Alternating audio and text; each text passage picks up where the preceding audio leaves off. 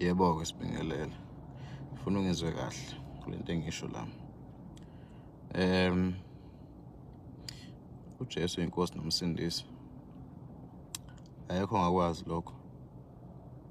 Ogoloza useyigoloza njengoba phela vele ukugoloza kuyabekwa. Kodwa uJesu uthi-ke ufisa ukuphendula imibuzo abantu abasindisiwe abanayo ngaye. Umbuzo nje wokuqala omkhulu kakhulu, noma futhi ngisho nje umbuzo wodwa, uJesu uba usukaphi kanjani?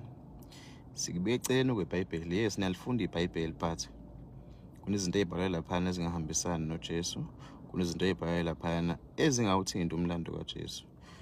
It's something that was written, bayibhala ngey'nhloso zabo. Isingisi thina sasingasazi-ke, kodwa asikho lapho. Iphoyinti elibalulekile lisekuthenini, ngoba inkosi uJesu efisa nje ukuphendula imibuzo eninayo ngaye. Mhla sekwesikhathi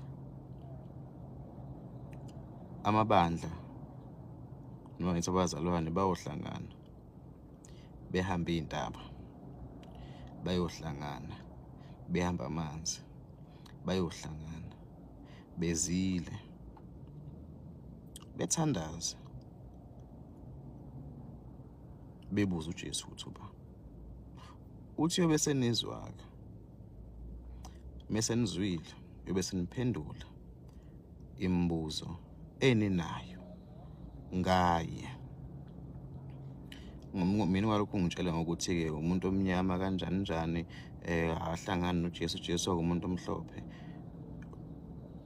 Mnikeze i-clue, uJesu was not white.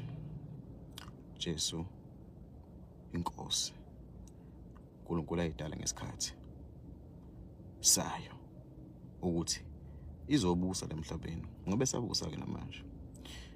Lokhu kwenzelani na? Ukwenza ngoba abantu abaningi bayamkhonza uJesu, kodwa abakhonzi yena uJesu.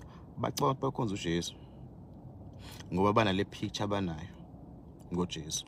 Kunabantu abalandela izwi, kodwa izwi engalona likaJesu, kodwa kuthiwe likaJesu. So umhlaba ngoba uqala nje ulungiswa njengamanje, phuphisa zonke iy'thwalo manje. Wonke umuntu othwele uzophupha amaduze nje, kuzophela amaduze, uzobona, izwa ngami nje.